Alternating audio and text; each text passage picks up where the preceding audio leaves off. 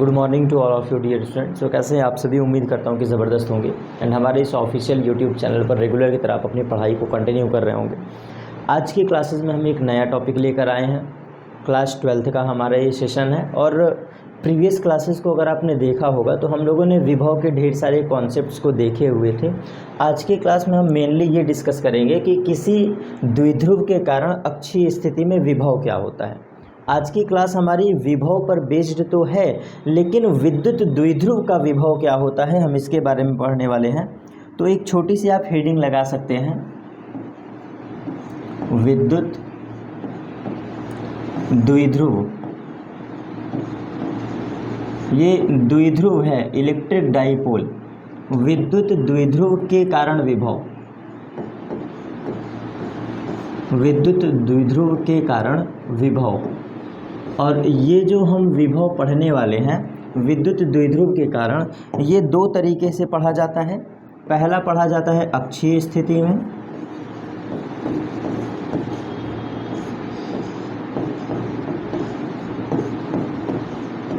पहला पढ़ते हैं अक्षीय स्थिति में और दूसरा पढ़ते हैं निरक्षीय स्थिति में, निरक्षीय। तो यही दो डेरिवेशन आज के हमारे क्लास का टारगेट होगा।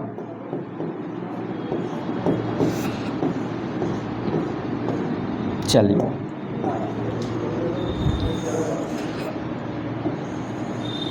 और सबसे पहला हम स्टार्ट करेंगे अक्षीय स्थिति से।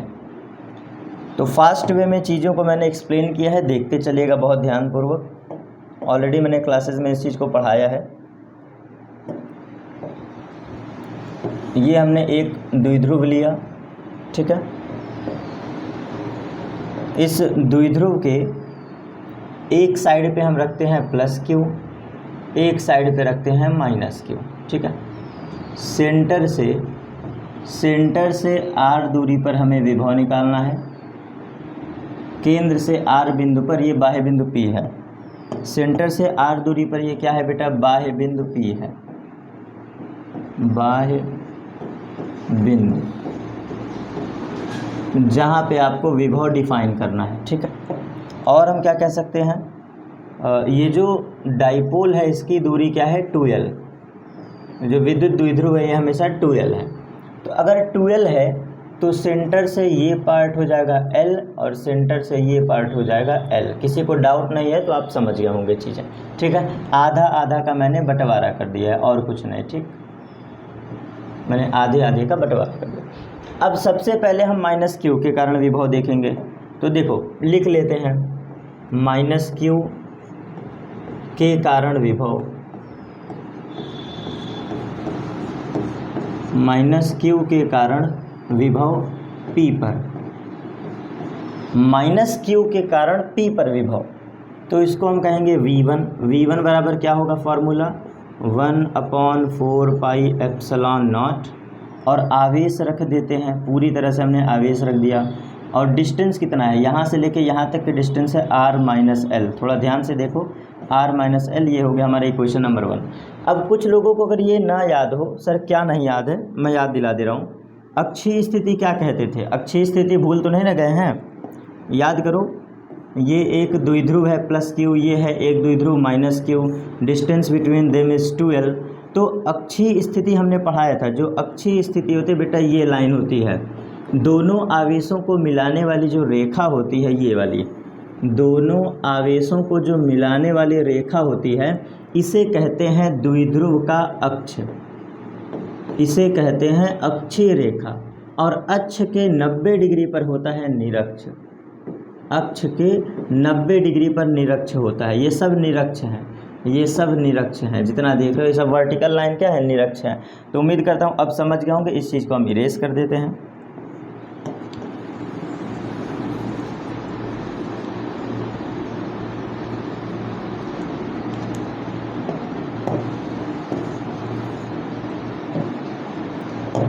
तो समझ में आ गया।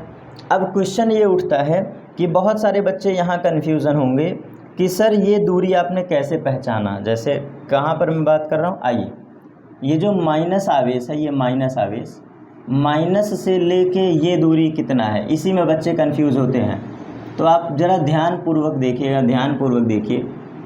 सेंटर से लेकर के पूरी दूरी r है, r में से l सब्सट्रैक्ट कर दो, ये देखो r में से l मैंने सब्सट्रैक्ट कर दिया, ध्यान से देखो, ध्यान से देखो, सेंटर से दूरी r है, ये देखो सेंटर है, सेंटर से दूरी कितना है r है, पॉइंट P तक का, और यहाँ पे कहीं माइनस क्यू रखा है, डायग्राम को ध्यान से देखो, यहाँ कहीं माइनस क्यू है, और ये दूरी क्या है, l है, हमें पता है, देख लो।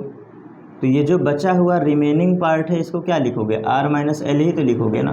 तो बस यही तो मैं कह रहा हूँ, और क्या कह रहा हूँ, ठीक है। चलो इतना बातें क्लियर, ये हो गए इक्वेशन नंबर 1। अब इसके बाद चलते हैं इक्वेशन नंबर 2 पे। तो प्लस क्यू के कारण, प्लस क्यू के कारण विभव P पर, तो ये हो जाएगा V2 is equal to 1/4πε0 plus Q whole divide by R plus L। देख लो जरा, यही तो होगा। प्लस क्यू के कारण दूरी कितना है, प्लस क्यू, ये देखो धनावेश है, यहाँ देखो ये धनावेश है, तो यहाँ से लेकर के पूरी डिस्टेंस क्या होगी, R प्लस L, क्योंकि सेंटर तक आ रही है, ये देखो यहाँ तक तो आ रही है, L ऐड कर दो, R प्लस L हो गया। तो ये भी हमारा क्लियर। अब बिंदु P पर जो कुल विभव होगा इसको आप कहोगे कुल विभव बराबर, कुल विभव V is equal to V1 plus V2। दोनों विभव को जोड़ दो, जो कुल विभव है दोनों को जोड़ दो, मतलब ये रहा V1 ये रहा V2, दोनों को ऐड कर दो। अब देखो V1 की वैल्यू निगेटिव है, ये देखो V1 की वैल्यू निगेटिव है, माइनस बाहर आ जाएगा। V1 की वैल्यू क्या है, निगेटिव है, मतलब ये जो V1 है ये निगेटिव है, और जो V2 है, V2 ये पॉजिटिव है, V2 हमारा क्या है, ये पॉजिटिव है। तो क्या हम इस डाटा को V2 माइनस V1 लिख सकते हैं, बिल्कुल लिख सकते हैं। चलो वैल्यू रखते हैं उसका, तब मज़ा आएगा। V2 की वैल्यू पहले रखेंगे, तो 1/4πε0, ये रहा प्लस क्यू, एंड ब्रैकेट में है R प्लस L। देख लो, देख लो कोई गलती हो तो, मैंने V2 को रख दिया पहले, ये V2, क्योंकि V2 पॉजिटिव है ना, इसलिए हमने पहले रख दिया, ठीक। V2 की वैल्यू हमने रख दिया। अब जब V1 रखोगे तो माइनस बाहर आ जाएगा, V1 जब रखोगे तो माइनस तुम्हारा बाहर आ जाएगा, तो इसके वजह से होगा क्या, देखो बताते हैं क्या होगा। ये माइनस बाहर आ गया, एक्चुअल में V1 प्लस V2 होता है, लेकिन V1 की वैल्यू निगेटिव है तो क्या बन जाएगा, माइनस V1। अब V1 की वैल्यू सब्सटीट्यूट कर दो, 1/4πε0, यहाँ पे है Q whole divide by R minus L। ऐसा हमारा कुछ डाटा है, ठीक। यहाँ पे क्या कॉमन दिख रहा है, Q कॉमन दिख रहा है, बाहर फेंक दो, 4/4πε0 इतना कॉमन दिख रहा है, देख लो खुद ही, ध्यान से देखो,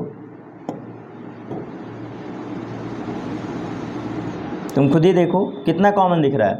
Q/4πε0 दोनों में कॉमन है, तो हमने कॉमन ले लिया, बच क्या गया, 1/R plus L minus of 1/R minus L, यही आपका डाटा बच गया। अब इसको अगले स्लाइड में सॉल्व कर लेते हैं, हमारा आंसर आ जाएगा। तो इस बात को याद रखिएगा, Q/4πε0 ये साइड में चल रहा है, और 1/R plus L minus of 1/R minus L। चलो इसको सॉल्व करते हैं, अगली स्लाइड में इसको सॉल्व करते हैं। चलिए देखिए, Q अपनी जगह है, पड़े रहने दो, 4πε0 अपनी जगह है, पड़े रहने दो।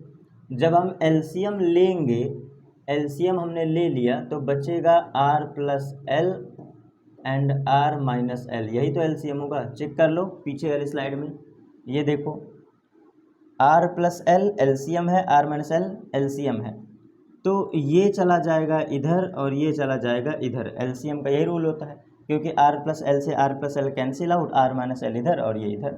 चलो इसी को बस हम सॉल्व कर लेते हैं, इसी डाटा को बस हम क्या करते हैं, सॉल्व कर लेते हैं। चलो फाइनली हुआ क्या, कौन इधर, R माइनस L इधर आया है, बिल्कुल एग्जैक्टली सल्यूशन है, बस कुछ खास नहीं है, सल्यूशन आपको ध्यान देना है। चलिए, तो R माइनस L हमारा इधर साइड आएगा,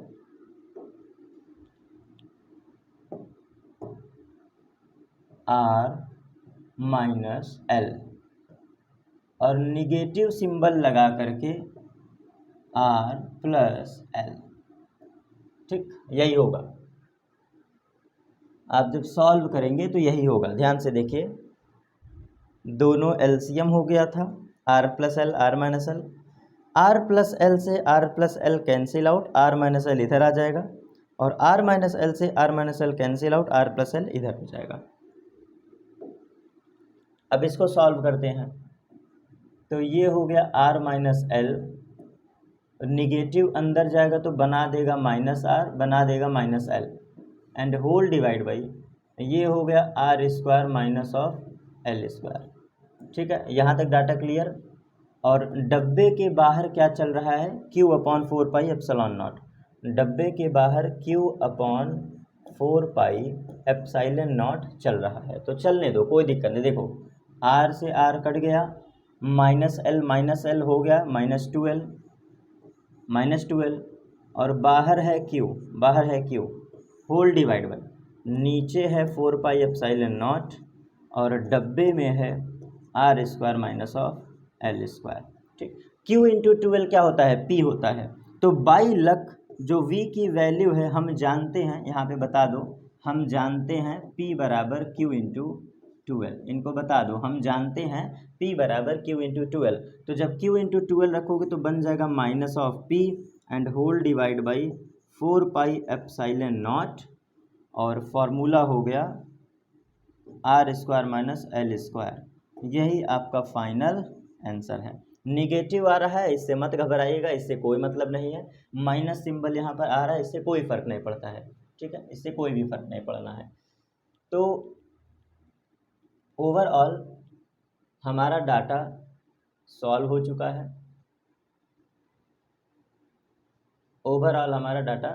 चुका है। बस चेक कर रहे हैं कहीं कोई मिस्टेक्स तो नहीं है।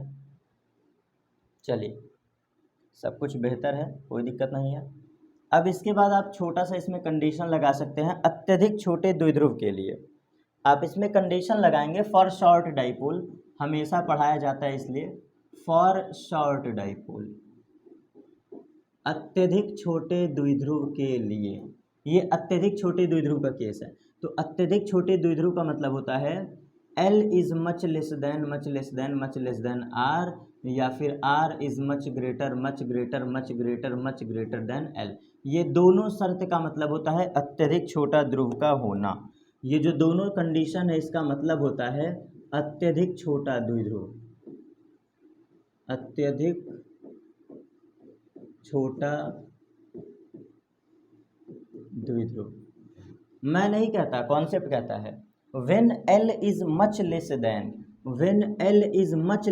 बहुत छोटा है, L बहुत छोटा है, R बहुत बड़ा है, और same as it is R बहुत बड़ा है, L बहुत छोटा है।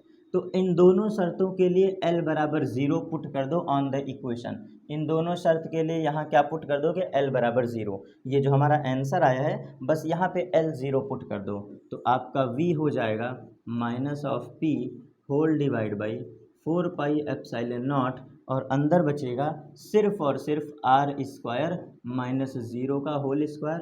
तो final answer we will get the relation P upon 4 pi epsilon naught, and यहाँ पे हो गया R square. This is your final answer. तो L की जगह बस 0 पुट करना था। ये हमारा पूरा डेरिवेशन समाप्त। ये वाला डेरिवेशन तब यूज़ करना जब सवाल में बोल दे अत्यधिक छोटा द्विध्रुव। ठीक है, ये वाला डेरिवेशन तब यूज़ करना जब सवाल में बोल दे अत्यधिक छोटे द्विध्रुव के लिए, ये वाला। ठीक है, और ये वाला हमेशा वैलिड होगा, ये मदर फार्मूला है। चलिए, इतना पॉइंट क्लियर हमारा। अब चलते हैं अगले डेरिवेशन पे। तो अगला डेरिवेशन हमारा निरक्षीय स्थिति में होने वाला है। निरक्षीय स्थिति को ध्यानपूर्वक देख लें। एक हमने द्विध्रुव लिया, ये देखो हमने एक द्विध्रुव ले लिया, और इस द्विध्रुव के किनारे पर क्या रखा है, आवेश। एक तरफ प्लस क्यू, एक तरफ माइनस क्यू। द्विध्रुव के केंद्र से h हाइट पर, द्विध्रुव के केंद्र से h हाइट पर हम एक पॉइंट मानते हैं, द्विध्रुव के h हाइट पर। तो इसको हम एज्यूम कर लेते हैं, इसकी हाइट कितनी है, ये r हमने एज्यूम कर लिया। इसकी हाइट हमने एज्यूम कर लिया r, और ये हमने क्यों लिया है, क्योंकि ये निरक्ष है। द्विध्रुव के केंद्र से, ये देखो द्विध्रुव के केंद्र से जो हाइट आपको दिख रही है, इस पॉइंट P पर हमें विभव निकालना है जो कि निरक्ष है, जो कि निरक्ष है।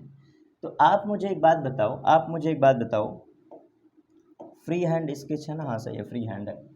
जब आप माइनस को इससे मिलाओगे तो ये ऐसे हो जाएगा, और जब इस माइनस को इससे मिलाओगे तो कुछ ये हो जाएगा। अब इस पे डिस्टेंस हमें समझना है कि दूरी क्या होगा। तो देखो ये r है, बहुत ध्यान से देखना, ये r है।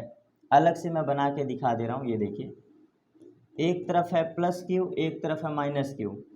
ये आधा पार्ट हो गया l और बचा हुआ आधा पार्ट हो गया l, और सेंटर से ऊंचाई है r। जरा ध्यान से देखिएगा, r है ऊंचाई और l है ये इसकी चौड़ाई।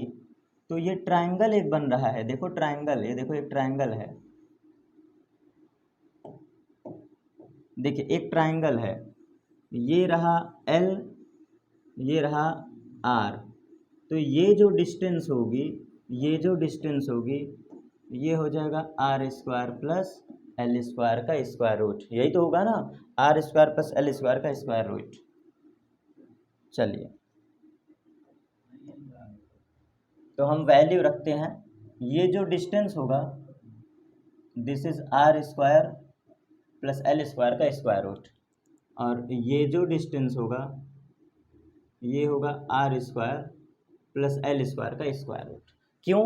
क्योंकि आपको पता है this distance is l and also this distance is l। यही हमारा निरक्ष है। तो चलिए, धन आवेश के कारण प्लस क्यू के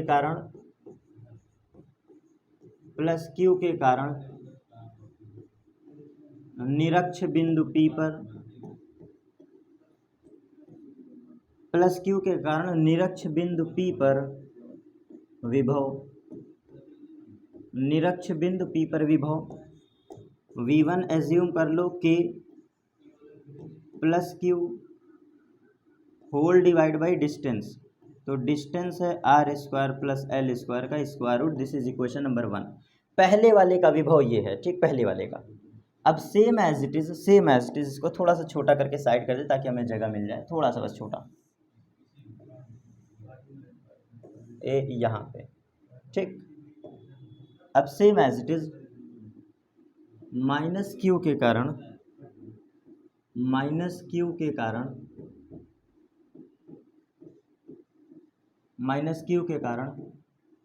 निरक्ष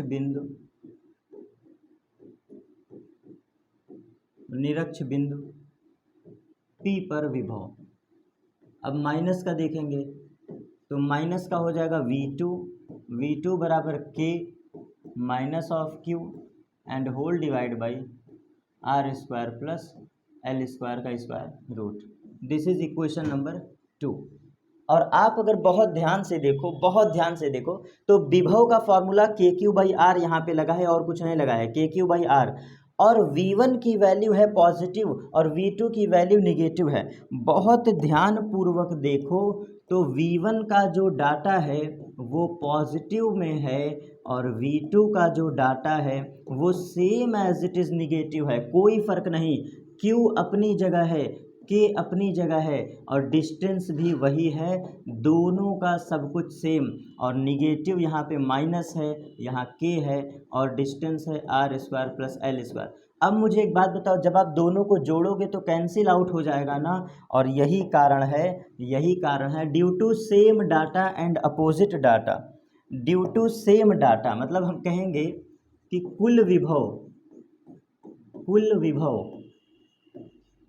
बराबर होगा V1 प्लस V2। और V1 की वैल्यू देखो क्या है, प्लस का KQ whole divide by r square plus l square का स्क्वायर रूट। ये देखो K plus Q upon something का स्क्वायर एंड V2 की वैल्यू निगेटिव है तो ये माइनस हो गया KQ whole divide by r square plus l square का स्क्वायर रूट। ये बचपन की गणित है, ये बचपन की वही गणित है जो minus of x and plus of x cut करके क्या हो जाते थे, ज़ीरो। ये वही गणित है, ये सेम वही गणित है, माइनस का x प्लस का x कट के जीरो हो गया। तो आप वही चीज़ बस इमेजिन करिए, जस्ट इमेजिन। तो यहाँ पे ये प्लस का डाटा, ये माइनस का डाटा कैंसिल आउट हो गया और विभव की वैल्यू क्या आ गई, शून्य। और यहाँ पर क्वेश्चन बनता है कि निरक्षीय स्थिति में विभव क्यों नहीं बनता। तो आप जवाब दोगे निरक्षीय स्थिति में विभव इसलिए नहीं बनता क्योंकि समान और विपरीत विभव क्रिएट होता है बिंदु P पर। तो ये नोट डाउन कर लीजिएगा, नोट डाउन कर लीजिएगा। आपको एक छोटा सा पॉइंट नोट डाउन करना है। क्या, मैं ग्राफिकल वे में समझा देता हूँ। देखिए ग्राफिकल वे में बिल्कुल नोट करके लिखना है, नोट करके। अगर बात करें विद्युत क्षेत्र की तीव्रता, विद्युत क्षेत्र की तीव्रता, इट मीन्स मैं बात कर रहा हूं इलेक्ट्रिक फील्ड की। मैं किसकी बात कर रहा हूं, इलेक्ट्रिक फील्ड की। तो इलेक्ट्रिक फील्ड अक्षीय स्थिति में मिलता है, जाके चेक कर लो। इलेक्ट्रिक फील्ड अक्षीय स्थिति में प्राप्त होता है, सेम एज इट इज निरक्षीय स्थिति में प्राप्त होता है। आप जाके कॉपी उठाइए, मैंने पढ़ाया है इसी अपने ऑफिशियल चैनल पर। तो विद्युत क्षेत्र की तीव्रता जो होती है द्विध्रुव के कारण, विद्युत द्विध्रुव का, किसका भैया, विद्युत द्विध्रुव का, ये रहा प्लस क्यू, ये रहा माइनस क्यू। तो विद्युत क्षेत्र की तीव्रता अक्षीय में भी डिफाइन है, निरक्षीय में भी डिफाइन है। लेकिन अगर मैं वही बात करूं विभव की, वही मैं बात करूं विभव की, विद्युत विभव की अगर बात करूं, तो विभव जो होता है ये सिर्फ और सिर्फ अक्षीय में प्राप्त होता है, अक्षीय स्थिति में, सिर्फ और सिर्फ अक्षीय स्थिति में, निरक्षीय में नहीं प्राप्त होता, निरक्ष में नहीं प्राप्त होता। ठीक, तो ये सवाल आया हुआ 1 नंबर का ऑब्जेक्टिव है, इसलिए याद रखिएगा। निरक्षीय स्थिति में विभव क्या हो जाता है, शून्य। ये आया हुआ क्वेश्चन है। और मैं किसकी बात कर रहा हूँ, डाइपोल का, द्विध्रुव के कारण मैं बात कर रहा हूँ। ठीक है, तो ये स्लाइड याद रखिएगा, सारी चीज़ें मैंने लिख करके नोट डाउन करवा दिया है। अब कोई बच्चा ये मत पूछना सर विभव का मात्रक क्या होता है। जितने भी जगह मैं विभव पढ़ाऊंगा हर जगह विभव विभवांतर का मात्रक वोल्ट होता है। ठीक, सेल्फ होमवर्क याद रखिएगा, रिकॉल करिएगा। आज की क्लास हमारी यहाँ पे समाप्त। नेक्स्ट क्लास हमारी होगी गोलीय कोश के कारण विभव, मतलब आवेशित गोलीय कोश के कारण विभव क्या होगा, हम इस पर डिस्कशन करेंगे। यही हमारी नेक्स्ट क्लास होगी और फिर हम धारिता पे मूव ऑन कर जाएंगे, मतलब कैपेसिटर पे। तो आज की क्लास हमारी यहाँ पे समाप्त। मिलेंगे अपने अगली क्लास पर। Thanks to all.